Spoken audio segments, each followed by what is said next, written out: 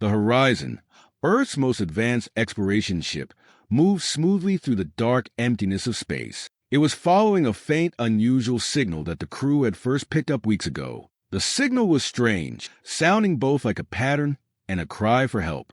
No known species in the galaxy matched where the signal was coming from. It led them to a star system that had never been explored by humans before. As the planet appeared in view, it looked like a beautiful, green gem surrounded by swirling clouds. But as they got closer, the excitement began to fade into concern. From space, the planet looked damaged. There were huge factories surrounded by polluted skies, and vast labor camps that could be seen from above. Big holes had been dug deep into the ground. Even though the planet had advanced technology, its surface seemed broken, and its cities were built in places that didn't have the right infrastructure. Captain, 2 transmissions from the surface. Lieutenant Zoe Foster reported from the communication station. The first one matches the signal we've been tracking. It's coming from deep underground, likely from a civilian shelter.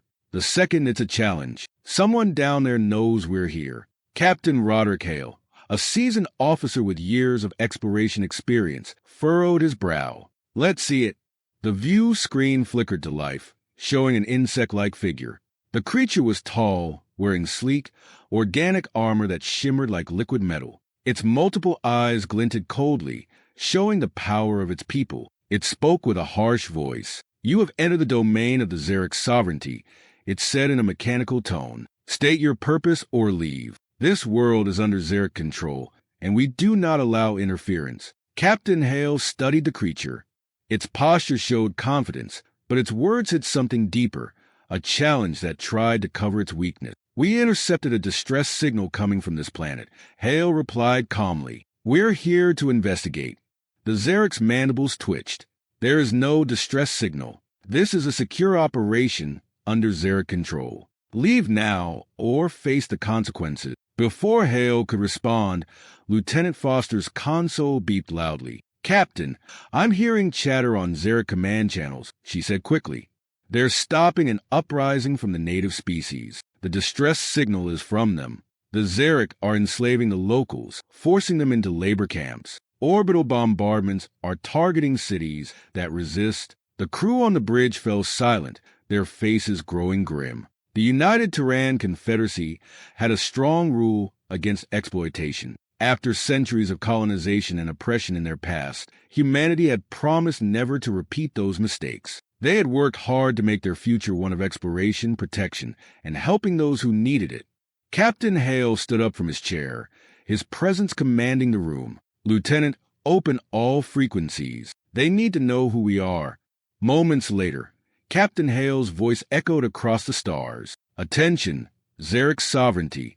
This is Captain Roderick Hale of the Teran Confederacy exploration vessel Horizon. Your occupation of this planet and the enslavement of its people is a serious violation of sentient rights and interstellar law. You are ordered to stop all hostilities, release your captives, and pull back your forces immediately. Failure to comply will lead to military action. You have 1 hour." The Zharik emissary reappeared on the screen, its mandibles clicking in anger. "You overstep, human," it said, its voice filled with fury. "The Zharik Sovereignty does not answer to primitives. Leave now or be destroyed." A grim smile tugged at the corner of Hale's mouth. "Lieutenant, summon the fleet. It's time to answer." The Horizon's distress beacon activated, sending out a call that would be heard across the entire Confederacy. The fleet, humanity's weapon against tyranny, mobilized in a matter of minutes. Warships jumped into hyperspace, all converging on the uncharted system. Within an hour, the Teran Armada arrived. The flagship Eternal Vigilance, a massive dreadnought armed with overwhelming firepower, led the fleet. Rear Admiral Karen Cruz's voice boomed over the comms. "Zharik Sovereignty, this is Rear Admiral Cruz of the Teran Confederacy. Your actions have been deemed unlawful and barbaric. Surrender and withdraw now, or face complete annihilation." The Zharik fleet, although advanced, was completely outclassed. The Confederacy had built its navy to respond quickly and decisively to any sign of oppression in the galaxy. The Zharik hesitated, their ships holding their position, calculating their chances. Captain Hale, saw the opportunity. "Focus on their command ships," he ordered. "We need their leaders to see the futility of resistance." The Confederacy fleet didn't fire a single shot. Instead, they executed a series of maneuvers so precise and overwhelming that the Zharik warships faltered.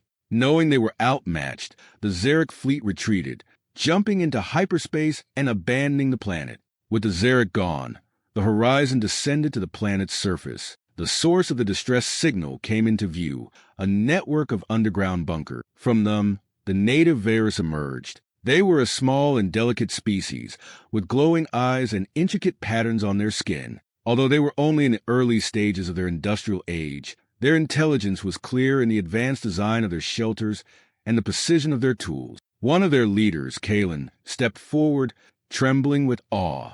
"We thought no one would come," he said, his voice shaking. Captain Hale knelt down to meet his gaze. "You're not alone anymore." In the following weeks, the Confederacy sent resources to the planet. They dismantled the remnants of the Zharik's infrastructure and provided the Vaeris with food, medicine, and technology. The Vaeris were given a choice: join the Confederacy as equals or accept the Confederacy's protection until they were ready to stand on their own. Most of the Vaeris chose to become a protectorate, with their culture preserved and nurtured under Teran care. Confederacy educators, engineers, and diplomats worked alongside the Vaeris leaders to rebuild their society, always respecting their autonomy. For the Zharik, the message was clear: humanity would not tolerate tyranny, no matter how far from Earth. For the Vaeris, it was the start of a new chapter, one not written in fear but in hope. And for the galaxy, it was a reminder that wherever oppression existed, the Teran Confederacy would always answer the call. With the planet now free from Zharik control, the Vaeris began to rebuild, supported by the Confederacy's aid. The changes in their world were significant. No longer would they live in fear of their oppressor. With the resources provided by the Confederacy, they started to thrive, and their society began to evolve more rapidly. As they gained confidence in their own abilities, the Vaeris leaders began discussing their future, knowing they now had the protection and guidance needed to develop on their own terms. For Captain Hale and his crew, the mission had been a success, but it was only one of many. As they left the planet, heading back into the vastness of space, they knew the universe was full of danger, but they also knew that they could never stand by when others were suffering. The values of the Teran Confederacy, exploration, upliftment, and protection, were not just ideals. They were a promise. The crew stood together on the bridge of the horizon, looking out at the stars. They had faced a challenge and answered the call to protect the innocent. And with each victory, the Confederacy's resolve grew stronger. Wherever there was oppression, humanity would be there to stop it, to fight for freedom and justice.